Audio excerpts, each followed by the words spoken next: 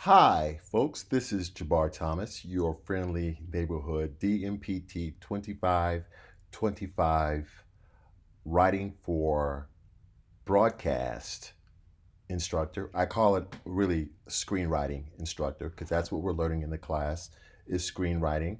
Uh, this course, we're going to focus mostly on screenwriting, narrative, film screenplays. Doesn't matter if you're talking about a feature length screenplay, which is about 120 pages, or a short screenplay, which could be 1 page, 3 pages, 5 pages, or 14 pages. Anything really as short as anything nowadays, they'd say is less than about maybe 80 pages.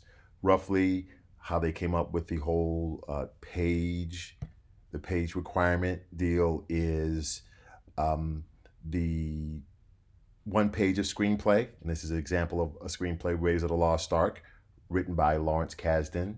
1 page of screenplay is the equivalent of 1 minute of screen time. So if the average film is about 2 hours, 2 hours is 120 minutes of screen time. So if we are estimating 1 page per minute of screen time, an average screenplay is around 120 pages. Sometimes they're a little more, sometimes they are a little less. In our particular class, we're normally going to talk about screenplays in the context of a screenplay that's between 110 and 120 pages. By the way, I also wanted to let you know that when we talk about screenplays, a screenplay is essentially a blueprint with which to make a movie. And you may be looking at this screenplay as I scroll through it and say, hey, it's formatted in a similar way to a play. Yes, it is, but it is not exactly like a play. It's a very specific thing. The screenplay for a film or a screenplay for a film. If you're writing something for like a television show, like an episode of The Mandalorian, then what you're writing will be definitely much shorter. The Mandalorian maybe between 33 minutes long and maybe 47 minutes long per episode. So you're looking at a 33 to 47 page teleplay. That's what they basically call screenplays that are made for television or television content. Teleplay, but with a show like The Mandalorian, it's really more written and shot in a format similar to a short film. It uses what's called 3 act structure. And we're going to talk about what 3 act structure is later because you're going to use 3 act structure as you write your screenplays. So I just wanted to point out a little bit, a few of the elements of the screenplay of a screenplay and how it's formatted on the page. The first element you see here, ext period, front of temple dash day. That's called a scene heading. A scene heading. Sometimes we also call that a slug line, but the formal name for it is a scene heading. It tells you where and when the scene is about to happen. It always follows this exact format. EXT period stands for exterior. Front of temple, that's like a description of where in the which location or which scene, a description of what the scene is that we're about to read. And the day, it could be day, night. Sometimes you may say evening or dawn if it's really critical. But for the most part, your time is just day or night. By the way, you always, always, always follow this format. No, you do not put capital E, little x, little t, and spell out exterior the whole way, or change anything about the format of really anything you're going to see here at all. You always follow this strict format. Not following the strict format of a screenplay is the quickest way to get your screenplay thrown in the trash because either the producer, the studio, or director who's writing your screenplay, if you don't know or don't follow screenwriting format, they reason that there's probably a lot of other things you don't know about writing a screenplay, and your screenplay is probably garbage, and they'll just toss it in the garbage, toss it in a trash can. I've seen it happen personally. It was appalling, but it happens. You also have to understand that people who are reading screenplays, we're reading them. Sometimes we'll get 100 screenplays or more in a week. Sometimes, depending upon the studio, thousands of screenplays per week. So you're looking for any small reason to not have to read 120 pages of screenplay, to toss it in the garbage or toss it off the pile and move on to the next one. And one of the quickest and easiest ways to get your screenplay skipped is to not follow correct format. So following correct format should be something that you should dedicate, you should commit a lot of your time to. It's not hard at all once you learn it, and it's really almost like reflex or instinct once you've been doing it long enough. This little 11 out here, you'll see this on shooting scripts a lot. After you've made the first version of the script, or in the second version, or the draft, we call versions drafts, you may have 10, 11, 12, 14 or more drafts of a script. Yes, you will. You'll never get it done in one draft, ever, ever, ever. But the little number right here doesn't tell you the draft, but it tells you the scene number within the film.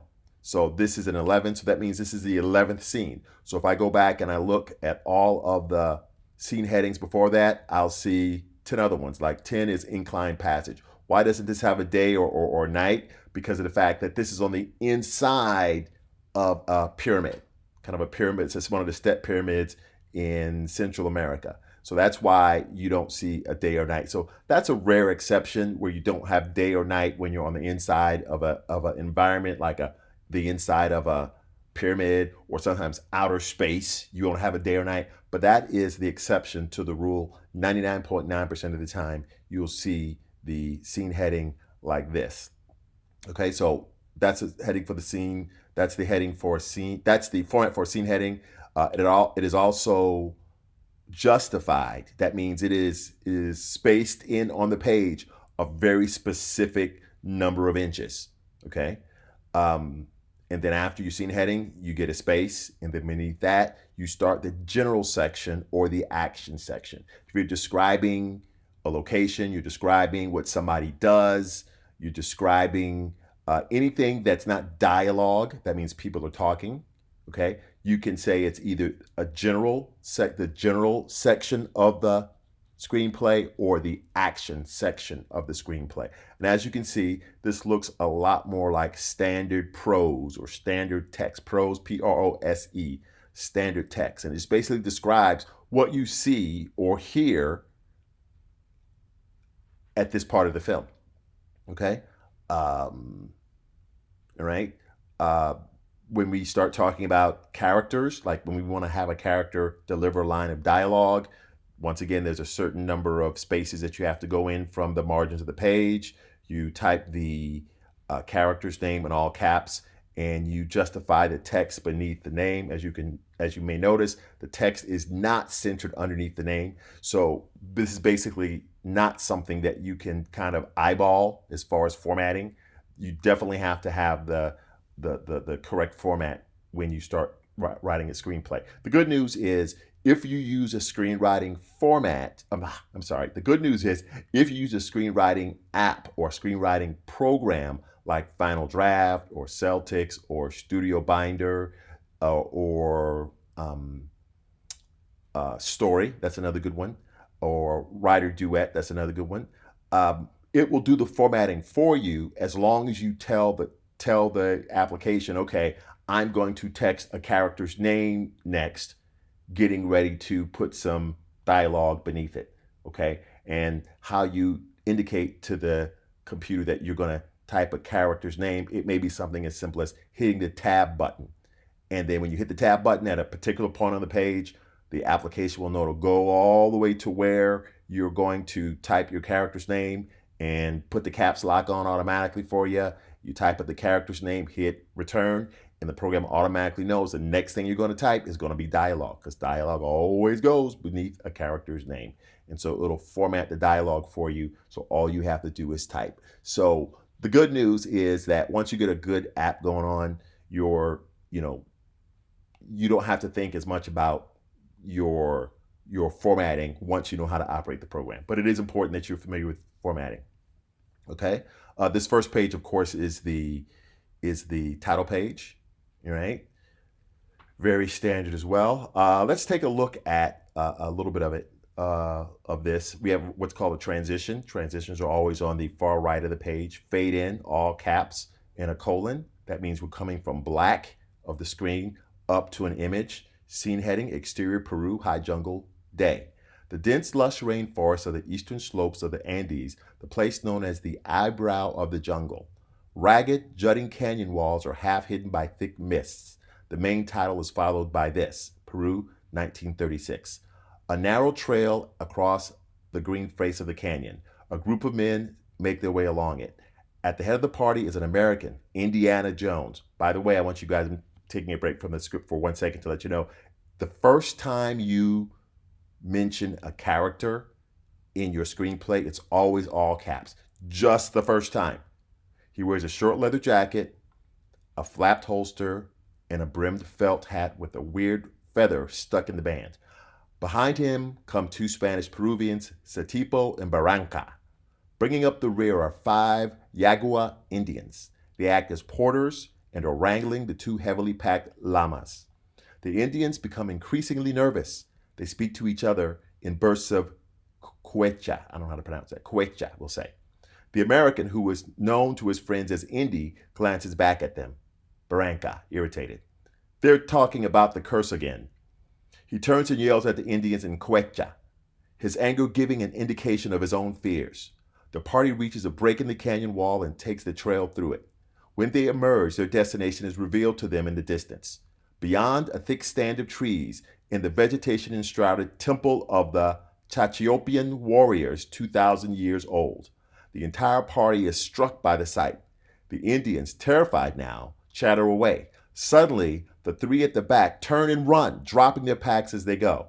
Barranca yells at the fleeing Indians and pulls his pistol out. He starts to raise his arm to aim, but Indy restrains it in a muscular grip. Indy, no. Barranca looks evilly at Indy's hand upon him. Indy releases him and smiles in a friendly way. Indy, we don't need him. Satipo watches this confrontation with some concern. Barranca, I do not carry supplies. Indy, we'll leave him. Once we've got it, we'll be able to reach the plane by dusk. He turns back to the trail. Satipo gets the 2 remaining Indians moving behind Indy. Satipo and Barranca then have a fast, silent communication. Barranca indicates his desire to slit Indy's throat. Satipo gives him a look that says, be patient, you idiot. The approach to the temple. The party fans out to fight their way through the entwined trees that guard the temple. Visibility is cut to 5 feet in the heavy mist. Satipo extracts a short native dart from a tree and examines the point gingerly. Satipo, showing Indy, the Jovitos are near. The poison is still fresh. 3 days. They're following us, I tell you. Indy, if they knew we were here, they would have killed us already. The 2 Indians jabbered in Quechua, near Hysteria. Barranca is sweating profusely, his eyes darting. He yells at the Indians in Quechua to shut up. In the undergrowth, there is a slithering movement. Indian number 1 draws aside a branch and is faced with a horrific stone sculpture of a Chachapoyan demon. The Indian is so frightened, no sound comes out when he screams. He turns and runs silently away. Indian number 2 calls to his friend. Getting no response, he steps in that direction. A huge macaw, flushed from the undergrowth, screams and flies away. Indian number 3 does exactly the same thing, never to be seen again. Indy, Satipo, and Barranca, just clearing the trees, look back in that direction.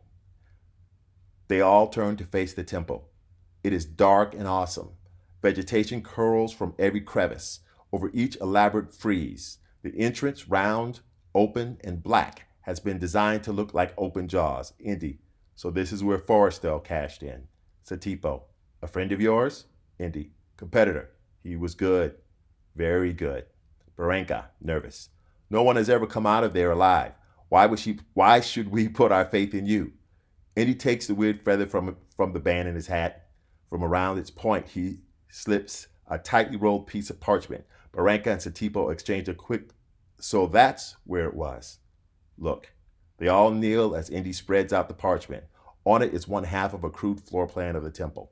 Okay, so basically I wanted to read the first 2.5 pages of the script to you so you can kind of get an idea of the format and flow of a screenplay. One thing that I didn't mention here is in parentheses. Like for example, if you see the name of a character and you see something in parentheses right below the character's name, that's called a parenthetical. Parenthetical. Parenthetical as in parentheses. Showing indie in this case means that this is something Setipo does. Okay, so this is really just little bits of acting that the character does as they or before they deliver the line. Okay, so let's take a look at that scene if we can. Let's take a quick look at that scene. And you're going to see some major differences between the screenplay and what was actually shot. That's okay, happens all the time. But you should see a lot of relation between what was in the screenplay or what is in the screenplay and what's in the scene. We'll only watch a little bit of it. Here we go.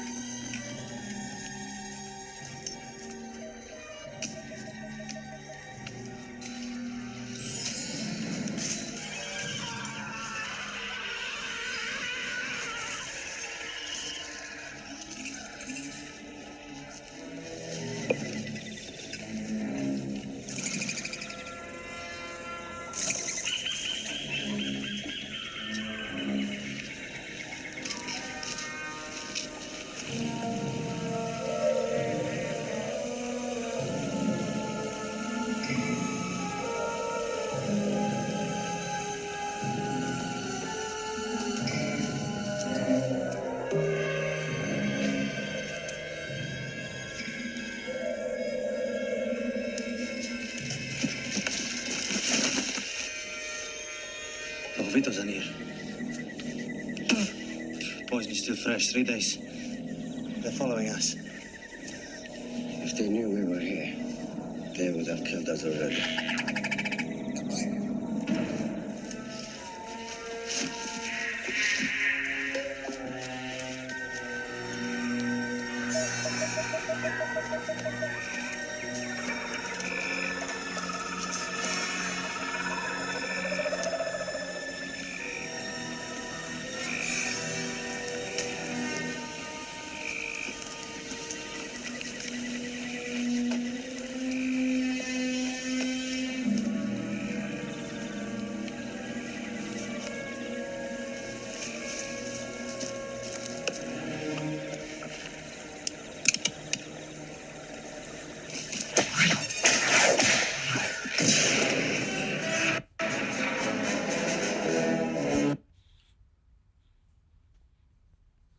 Okay, so that was the opening of Raiders of the Lost Ark. Perhaps some of you have actually already seen that movie, and but if you 1981, directed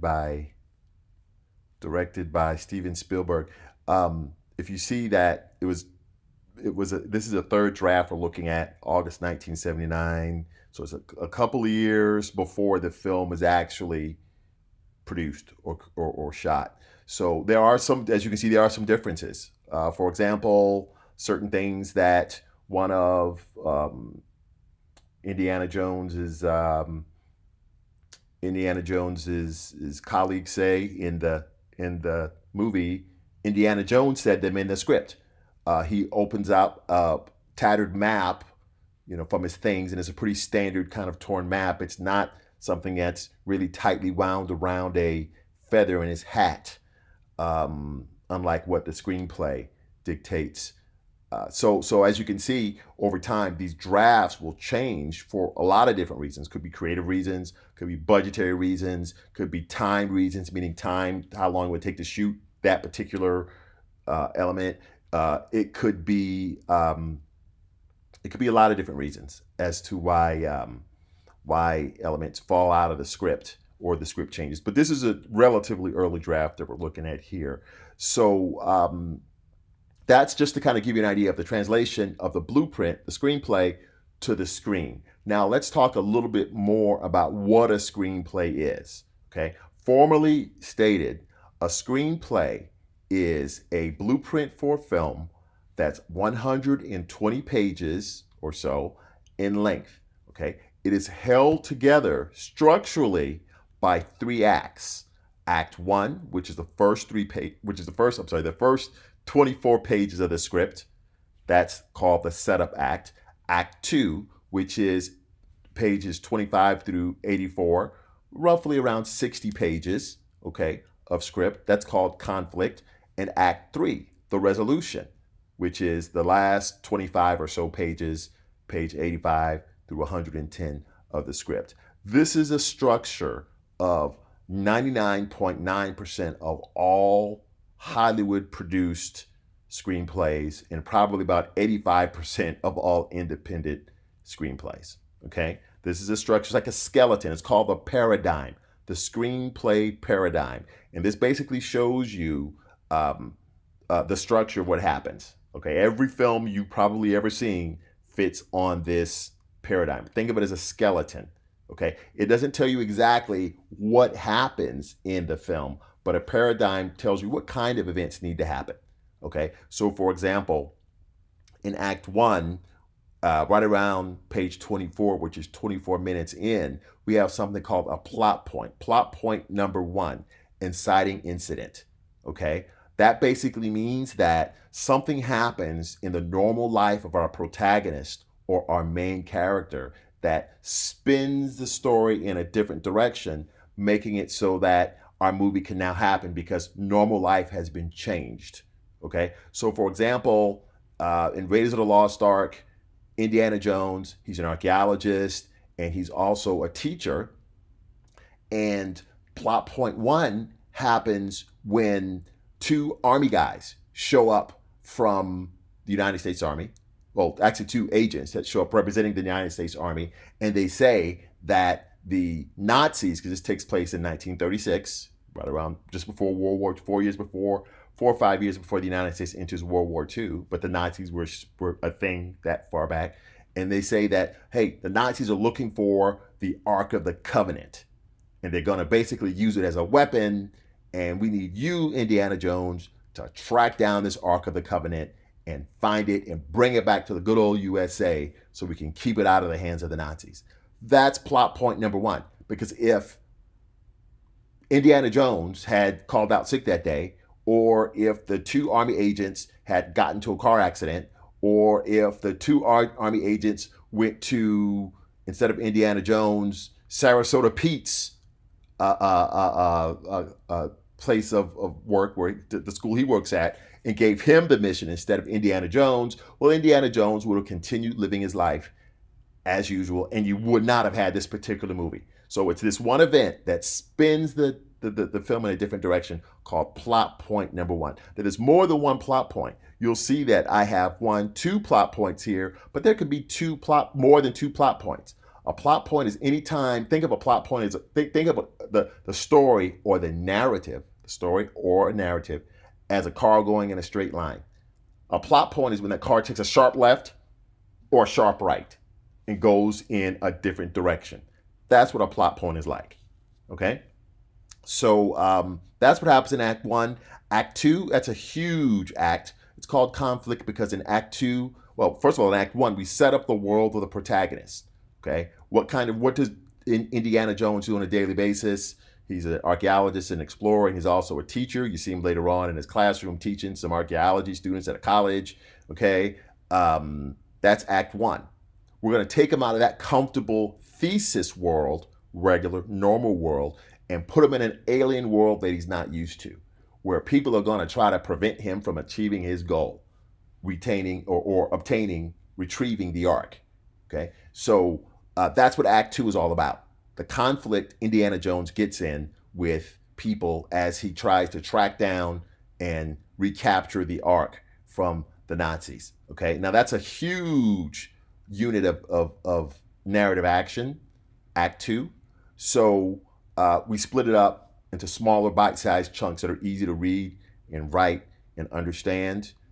The first half of Act Two is between pages 25 and 55. We have something called a pinch right at page 40, roundabouts, okay? And that kind of acts like a plot point. Okay, we have a midpoint at page 55. I will tell you something more, a little more specific at the midpoint, which is the very middle of the script. And as you can see in this case, we're working with a script that's 110 pages instead of 120, but that's fine for our purposes, okay? At our midpoint, what happens is if the story looks like, okay, at the midpoint, the hero either has a fake victory or a fake defeat, okay? So, for example, at the midpoint of Raiders of the Lost Ark, and I'm going to pull up the paradigm for Raiders of the Lost Ark right here. At our midpoint, Indiana Jones finds the map room, and he finds the location of the Ark. Wow, that's a victory. Hey, we've almost got this one. But it's deceptive because for the rest of Act 2 and most of Act 3, we're going to reverse all of that in that the protagonist is going to start losing out. By the way, here are the other elements from the beginning of Act 1, okay? And here are the, just all the elements. Here's a paradigm with everything that happens in Indiana Jones later on the paradigm, okay? So our pinch, if you're familiar with the film, is when Indiana Jones goes to Nepal and receives the medallion from Marion, because that's the first clue he gets as far as finding that Ark, is that medallion that he's going to stick in the staff of Ra. Okay, that's really our pinch number one. Okay, our pinch number one, or actually, I take that back. That's not our pinch number one. I think I changed this a little later on. This was a plot point 2 that was really, remember I said there can be more than 2 plot points. Well, this plot point was between the break into Act 2, meaning the beginning of Act 2. It was after the break into Act 2, but before pinch number 1, okay? Because this plot point 2, which would be right around here, is when he gets the medallion from Marion, okay? Pinch number 1, that's kind of like a plot point. That's when he gets the medallion translated in Egypt, because he gets a medallion from Marion, but he doesn't know what it says because it's written in a language that he doesn't understand. So pinch number 1, which is really halfway through the first half of Act 2, okay? That basically, and I'll show it to you where it is here. Pinch number 1, right at page 40-ish in that range, okay? That's where he has the medallion translated. Now he knows how to use it to find the Ark.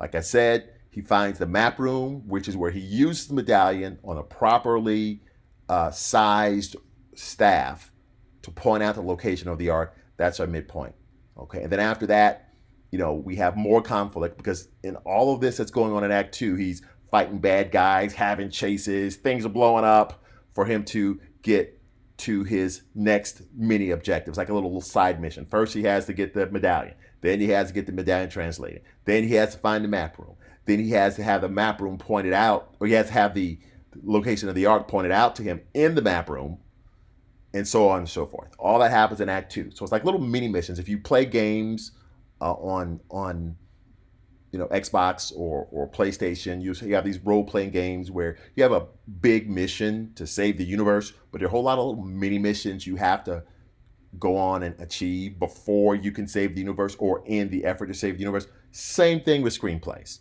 Okay, but these aren't random missions, side missions you're going on. Each one of these missions takes you a step closer to your ultimate goal. So anyway, this is our paradigm as related to Indiana Jones. The second half of Act Two here, we have another pinch similar to the first pinch, okay? And we have another plot point here at the end of Act Three. We go into Act Three. That act is called Resolution. That's where we have our big boss battle, where everything wraps up, okay? So we're going to talk a little more specifically about that. But the idea is this format was set forth, we'll say it was formalized by a very famous screenwriter and screenwriting instructor named Sid Field. Now, Sid Field is kind of like the Albert Einstein of screenwriting. Okay, he didn't invent screenwriting. He did not invent screenwriting. He did not really invent this paradigm, but he was one of the first to clearly and succinctly explain it to people who were trying to learn how to write screenplays. Okay, and the three-act structure or the three-act paradigm is what this is called. You'll see different systems or different methods for writing screenplays. Some of them will talk about the three-act paradigm, others not so much. But beneath everybody's structure, beneath everybody's technique is the three-act paradigm. So this is really important that you learn this first because of the fact that it is really the basis of every other system, whether they talk actively about it or not. If they don't talk actively about it, like for example, Blake Snyder's, he works more with beats, you know, the 15 beats, the 40 beats, you know, things like that. But he assumes you know three-act structure, okay? Because you can really overlay three-act structure and beats on top of each other, okay? So a screenplay is a 120-page narrative, okay? It is a blueprint for making a film. One thing you need to know about screenplays is in screenplays, you never put anything on the page that you cannot either hear as an audience member in the movie theater watching the movie or see as an audience member watching the movie inside of the movie theater.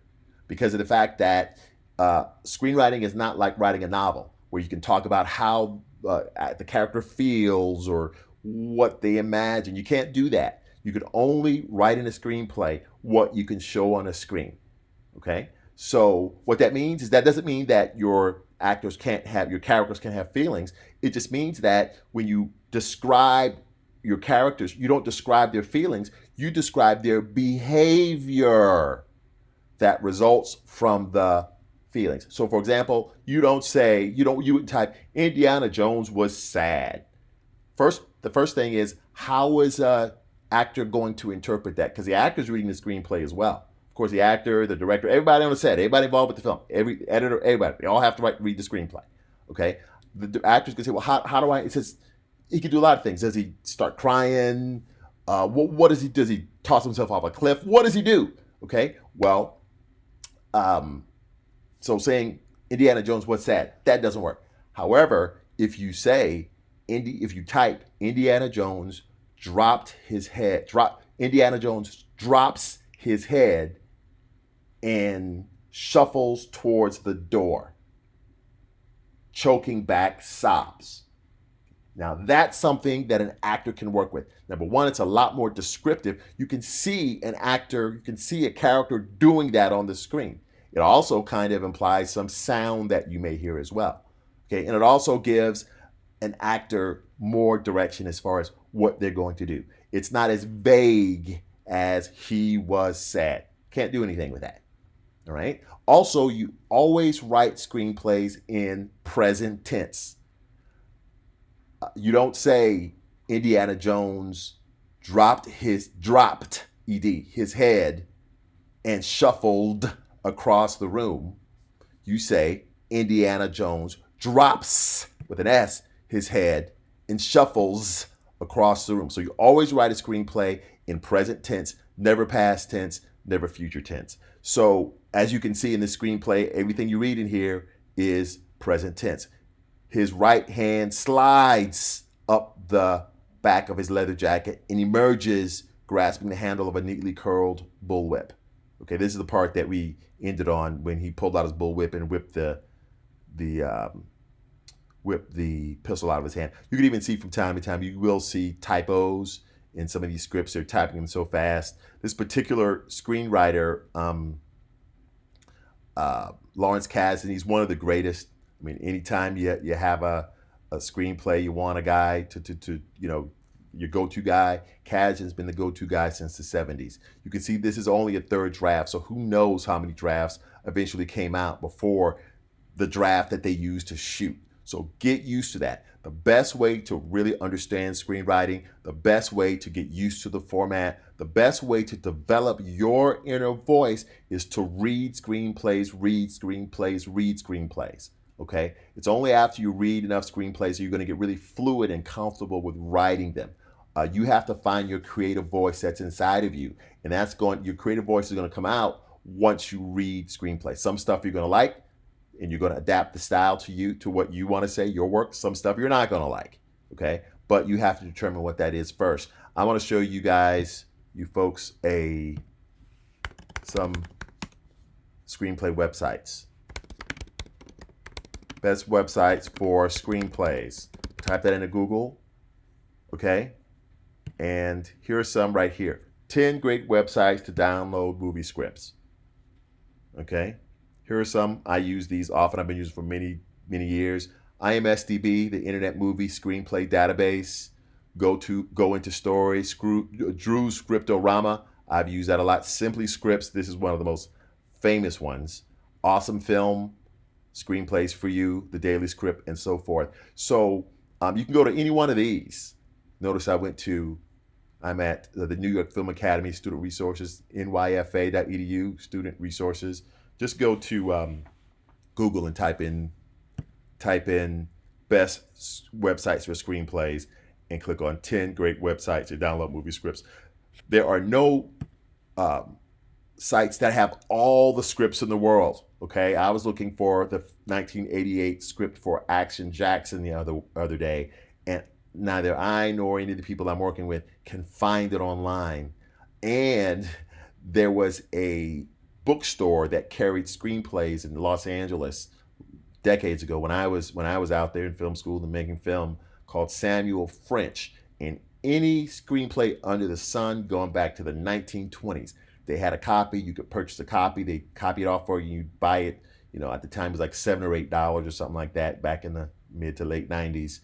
And you can find any screenplay you want. So you can read it. You can study it. Things like that. Samuel French has gone out of business, or at least in that form. They don't really, they're not separate anymore, and they don't just do screenplays like they used to. They've been absorbed by another company, and the new company, they do screenplays, but they don't have Action Jackson. Moral of the story is 99.9% of the screenplays are out there if it's like a mainstream Hollywood film. Some screenplays are not, but the best thing you could probably do is do really intense searches online to find a screenplay. So that's all I'm going to leave you with. I want to describe to you what a screenplay was. What we've basically done here in summary is we have seen what a formatted screenplay looks like. We have talked about the different elements of a screenplay on a page and when and how you use them. We've seen a translation of 2.5 pages of the script for Raiders of the Lost Ark. We've seen it translated into the first scene of the movie. Okay, we talked about different drafts of screenplay, of the screenplay. We've talked about some do's and don'ts of the screenplay. We've talked about the 3-act structure of the screenplay. We talked about the screenplay 3-act paradigm, more specific. We talked about what Act 1, Act 2, and Act 3, what they mean and what happens in them in a broad sense. And we talk about what a paradigm is. It's like our skeletal structure for events that happen in your screenplay. Okay, so definitely study this screenplay. Go ahead and I have the screenplay available for you on Blackboard. Read the screenplay, watch the movie.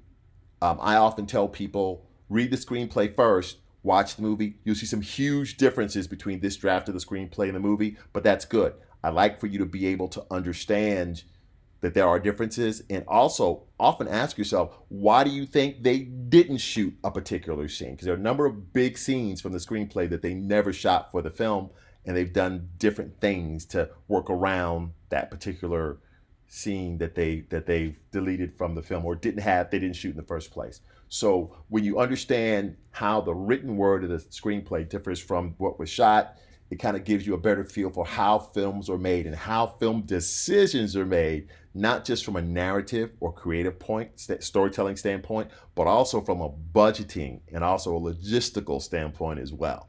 Very interesting. So that's all I have for you today, and I look forward to making another one for you. We're going to talk a little bit. We're going to talk a little bit more about three act structure, and in future videos, we're also going to talk in detail about other techniques or other philosophies. We'll call them. Let's call them other techniques for doing the same thing, writing screenplays, such as Blake Snyder, such as Robert McKee.